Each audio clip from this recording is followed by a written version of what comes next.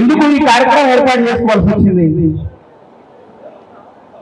ఒకనాడు ఈ అణగారిన వర్గాల కోసమే డాక్టర్ బాబాసాహెబ్ అంబేద్కర్, మరొక దశలో బాబు జగ్జీవన్ రామ్ మనం చూడలే వాళ్ళని, కానీ వాళ్ళు పోరాడినటువంటి అంశాలని, రాజ్యాంగంలో వాళ్ళు పొందుపరిచినటువంటి అంశాలని మనం చదువుకుంటూ మన హక్కుల కోసం కొట్లాడుకుంటూ పోతున్నటువంటి సందర్భం.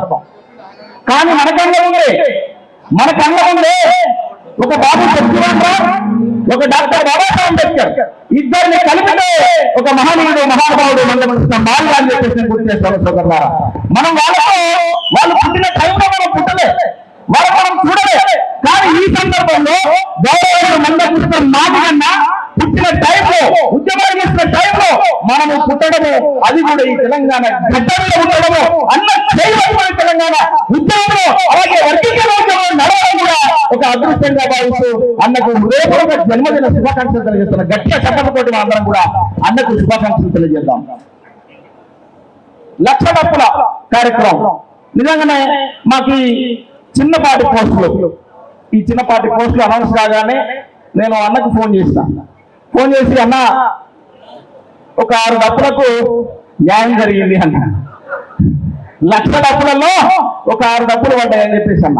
అంటే అది యాదృచ్ఛికమైన సందర్భం కాదు, దాని నేపథ్యం వెనుక ఈ జాతి బిడ్డలకు ఒక 6గురికి ఒక గుర్తింపు దక్కింది.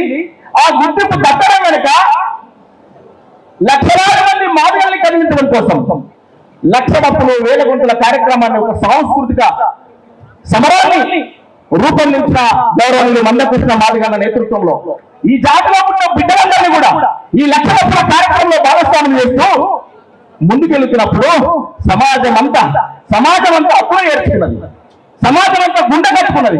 ఒక బాపడ లక్కనే సోమరాజు కూడా ప్రెస్ క్లబ్ లో మీటింగ్ పెట్టి మీ వర్గీకరణకు నేను మద్దతు ఇస్తున్నా అని చెప్పేసి డప్పు సంఖ్యేసుకొని డప్పు కొట్టి మద్దతు పలికినటువంటి చరిత్ర ఇది వర్గీకరణ పోరాట చరిత్ర అని చెప్పేసి నేను గుర్తు చేస్తా ఉన్నా. కాబట్టి మందకృష్ణ మాదిగన్న ఇలా కేవలము ఒక అంశానికి మాత్రమే పరిమితమై లేడు, చాలా అంశాలు, వికలాంగులు, వృద్ధులు, వితంతువులు ఎంతో మంది. సెంట్రల్ కోర్టు హోటల్ దగ్గర అన్న పాయింట్ ఉంటుంది, అక్కడ అన్నకు గెలవడానికి పోదామంటే ఆ హోటల్లోనికి నీ దండం పెడుతున్నా అన్న ఎంతమంది వస్తారని చెప్పేసి హోటల్ అయినా పరిచయం అవుతా ఉన్నాడు.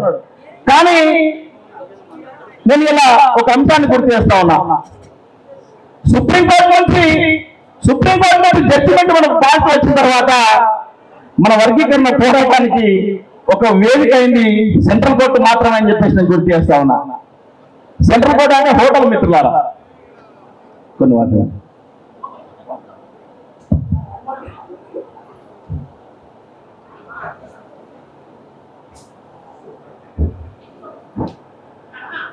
ఈ సందర్భంగా పొద్దున్న నుంచి కార్యక్రమాలు జరుగుతున్నాయి.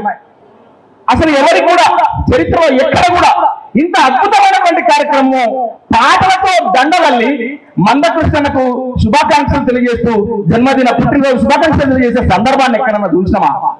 ఎవరికైనా ఇంత ఘనంగా జరుగుతుందా? అది కేవలం స్వచ్ఛందంగా కళాకారులు, తెలంగాణ గడ్డ మీద ఉన్నటువంటి కళాకారులు, ఎస్సీలు, బీసీలు, ఎవరైనా కానీ మన నల్గొండ గద్దరణతో సహా కులాలకు అతీతంగా, మతాలకు అతీతంగా అరే మానవతావాది మా మందకృష్ణ పుట్టినరోజు మేము ఉంటామని చెప్పేసి, మేము పాడతామని చెప్పేసి, మేము ఆడతామని చెప్పేసి ఇలా రావడము ఎంతో గర్వకారణం అని చెప్పేసి నేను మీ అందరూ కూడా తెలియజేస్తూ, వర్గీకరణ ఉద్యమంలో కేవలం మాదిగలు మాత్రమే కాదు, మాదిగలతో పాటు మిగతా కులాలు కూడా ఎట్లా కలిసి వచ్చింది మనం చూసినాం సోదరులారా. మా ప్రభుత్వాన్ని ఇక్కడనే ఉన్నారు. తెలంగాణ ఉద్యమంలో మేము కొట్లాడుతున్నప్పుడు ఉస్మానియా యూనివర్సిటీలో ఏ ఒక్కరు కూడా యూనివర్సిటీ అడుగు పెట్టాలంటే జై తెలంగాణ అంటే తప్ప అడుగు పెట్టిన పరిస్థితి తీసుకొచ్చిన సందర్భం ఉండే. ఇట్లా తెలంగాణ గురించి కొట్లాడుతున్న సందర్భం, వర్గీకరణలో పోరాటంలో ఇలా ఆ చివరి దశలో లక్ష డప్పుల కార్యక్రమంలో పాల్గొన్న సందర్భం, ఇవన్నీ కూడా ఈ నేపథ్యాలు, ఉద్యమ నేపథ్యాలు చూస్తా ఉంటే నాకు నిజంగా గర్వకారణం అనిపిస్తుంది. రావాలనుకున్న తెలంగాణ వచ్చిన తెలంగాణ ఉద్యమంలో ఒక కీలక పాత్ర పోషించే అదృష్టం దక్కింది. అలాగే 30 సంవత్సరాల సుదీర్ఘ పోరాటంలో మందకృష్ణ నేతృత్వంలో జరిగినటువంటి వర్గీకరణ పోరాటంలో ఆ లక్షణపుల కార్యక్రమంలో మళ్ళీ వర్గీకరణ సాధించిన పోరాటంలో కూడా ఈ భాగస్వామ్యము నేను భాగస్వామ్య అదృష్టం దక్కినందుకు ఈ 2 పోరాటాల్లో ఒక విజేతగా ఉండేంత అదృష్టం దక్కినందుకు నేను గర్వపడతా ఉన్నా. ఈ 2 పోరాటంలో నా కలం ద్వారా పాఠం రాసే అదృష్టం దక్కినందుకు కూడా నేను గర్వపడతా ఉన్నా. సోదరులారా, ఇలా మందకృష్ణ జన్మదిన సందర్భంగా ఈ జాతి బిడ్డలు లక్షణపుల కార్యక్రమంలో భాగస్వామ్య బిడ్డలందరూ కూడా ఘనంగా సత్కరించుకోవాలని చెప్పేసి ఆలోచన చేసి మిట్టపల్లి సురేందర్ గాని, గంగ గాని, రాంబాబు గాని, మిగతా బృందం అందరూ కూడా నేను హృదయపూర్వకంగా ధన్యవాదాలు తెలియజేస్తా ఉన్నా. ఇంత గొప్ప కార్యక్రమం నిర్వహిస్తున్నందుకు మీకు పేరున హృదయపూర్వక ధన్యవాదాలు తెలియజేస్తూ ఇది ఒక చారిత్రాత్మకమైనటువంటి సందర్భం. ఈ సందర్భంగా స్టార్టింగ్ లో మిత్రులు ఎవరో మాట్లాడారు, మాకున్న బాధ్యత ఎంతనో ఇంకా మాకే అర్థం కాలే. కాబట్టి గౌరవనీయులు ముఖ్యమంత్రి రేవంత్ రెడ్డి గారే స్వయంగా ఉస్మానియా యూనివర్సిటీకి ప్రొఫెసర్ యూనివర్సిటీ వీసీగా ఒక మాదిగ జాతి బిడ్డను నియమించినప్పుడు మీకు ఇచ్చినటువంటి అవకాశము మీ జాతుల్ని బాగుపరచుకోండి అని చెప్పి చెప్పారు.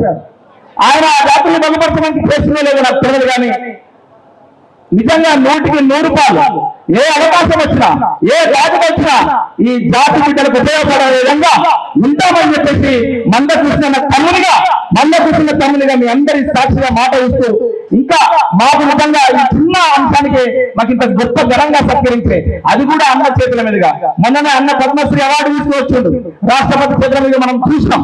అక్కడి నుంచి అన్న ఇలా మనకు ఘనంగా సత్కరించే సందర్భం వచ్చింది. కాబట్టి ఇవన్నీ కూడా మా అదృష్టంగా మా జీవిత కాలంలో మేము మర్చిపోలేము. మేము చచ్చిపోయేంత వరకు కూడా మందకృష్ణ అడుగుల్లో అడిగేసిన సందర్భాన్ని మర్చిపోము, మా జీవితాంతం గుర్తుపెట్టుకుంటామని చెప్పి తెలియజేస్తూ ఇంత గొప్ప అవకాశాన్ని కల్పించిన మిత్రులు కళాబృందానికి అందరూ కూడా హృదయపూర్వక ధన్యవాదాలు తెలియజేసుకుంటూ నన్ను అన్యాన్ని పిలిచారు. మీ అందరికి తెలియకపోవచ్చు, అన్యాన్ని కూడా చాలా మంది మాయబిడ్డనే అనుకుంటారు. ఎందుకంటే మాతో సామర్థ్యం తిరిగింది అన్నాను. మాతో సామర్థ్యంలో మేము సిద్దిపేట డిగ్రీ కళాశాలలో నేను అన్న అప్పటికే 1 సంవత్సరం నాకంటే సీనియర్, అప్పటికే యూనివర్సిటీకి వచ్చి 1 సంవత్సరం సీనియర్ కాబట్టి సిద్దిపేట డిగ్రీ కాలేజ్ వదిలేసి వచ్చారు. దాని తర్వాత 99 సంవత్సరంలో ధర్మ కళాబృందం ఏర్పాటు చేసిన తర్వాత యూనివర్సిటీకి వచ్చిన తర్వాత ఒక సాంస్కృతిక నేపథ్యాన్ని మనం ముందుకు తీసుకెళ్ళాలని చెప్పేసి అంజన్న మేమందరం కూడా కలిసి మాకు తోడుగా మాకు అండదండగా నిలబడ్డ పృథ్వీరాజన్న ఎన్నో రాష్ట్రాలన్నీ అసలు అవన్నీ చెప్పుకుంటే ఇలా వేదిక కాదు, సందర్భం కాదు, కానీ ఎన్నో కార్యక్రమాలకు వేదికగా ఉస్మాన్ యూనివర్సిటీలో పోరాటం చేసినాం. ధూమ్ధామ్ కంటే ముందే ఉస్మాన్ యూనివర్సిటీలో సాంస్కృతిక జాతర చేసిన చరిత్ర మా విద్యార్థి బిడ్డలకు ఉన్నదని చెప్పేసి నేను గుర్తు చేస్తూ చాలా మంది విద్యార్థులు ఇక్కడికి వచ్చారు, వాళ్ళకు కూడా హృదయపూర్వకంగా ధన్యవాదాలు తెలియజేసుకుంటూ అన్న ఇది ఏ సందర్భమైనా సరే మాదిగ జాతి బిడ్డలకు అవకాశాలు వస్తున్నాయంటే నిన్న మొన్న మన కళ్ళ ముందు చూసినాం. ఒక మాదిగ మంత్రివర్గంలో ఒక మాదిగ బిడ్డకు అవకాశం వచ్చిందంటే ఇప్పుడు ఒక 6గురికి మాదిగలకు ఈ ప్రభుత్వంలో గౌరవ సలహాదారుగా అవకాశం వచ్చిందంటే ఇంకా ఎక్కడైనా రేపు రాబోయే రోజుల్లో ఏమైనా అవకాశాలు వస్తాయంటే బరాబర్ చెప్తున్న ముమ్మాటికి మాదిగ దండోర ప్రభావాలు మాత్రమే మందకృష్ణ సాహిత్యంలోని ఆ అంశం వల్ల మాత్రమే అని చెప్పేసి గుర్తు చేస్తూ ఈ కార్యక్రమం ఏర్పాటు అందరూ కూడా పేరున హృదయపూర్వక ధన్యవాదాలు తెలియజేసుకుంటూ అన్న పదే అడుగుతా ఉన్నాడు. ఆ వీరులార వందనము పాటను నేను రాస్తే అంజన్న మొదటిసారి క్యాసెట్ వాడికేసిన వాడిని బయట ఒకసారి సఫర్లు కొడదామన్నా అంజన్న గరం ద్వారా విన్నాం. దాంట్లో నాకు ఇష్టమైన ఒక చరణం వాడి నేను సెలవుకుంటాను. ప్రపంచ చరిత్రలో పరిశోధించిన గాని నీలాంటి త్యాగాలు యాడగా నారావు పల బుగ్గల పసిడి మొగ్గలు యాడుండ్రో వీరులారా వందనో విద్యార్థి అరుణారా వందనో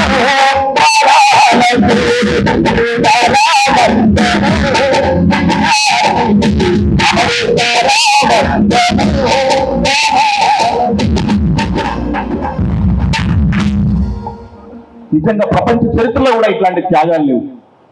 ఈ జాతి బిడ్డ ఉస్మానియా యూనివర్సిటీలో చెట్టుకు రేసుకుని చనిపోయాడు సంతోష్ అని ఒక దళిత బిడ్డ, ఒక మాదిగ బిడ్డ. తెలంగాణ రాష్ట్ర సాధనలో కూడా మాదిగ బిడ్డల త్యాగం ఎంతో వెలకట్టలేదని చెప్పేసి గుర్తు చేస్తూ ఈ రెండు ఉద్యమాల్లో పాల్గొన్నందుకు మళ్ళొకసారి నేను అదృష్టవంతులుగా భావిస్తూ మీ అందరూ కూడా హృదయపూర్వకంగా పేరున హృదయపూర్వకంగా ధన్యవాదాలు తెలుసుకుంటూ మా కోసం అంటే కళాకారుల కోసం తరలి వచ్చిన మీ అందరూ కూడా హృదయపూర్వకంగా పేరున హృదయపూర్వకంగా ధన్యవాదాలు తెలుసుకుంటూ మీడియా మిత్రులు కూడా అభినందనలు తెలియజేసుకుంటూ సెలవుకుంటాను. విదేశాల్లో ఉన్నత విద్యను చదువుకోవాలని అనుకుంటున్నారా? అయితే వెంటనే ఫ్లైగ్రాడ్ ఓవర్సీస్ ఎడ్యుకేషన్ కన్సల్టెన్సీని సంప్రదించండి. మీ విదేశీ కలలను సాకారం చేసుకోండి. ఫ్లైగ్రాడ్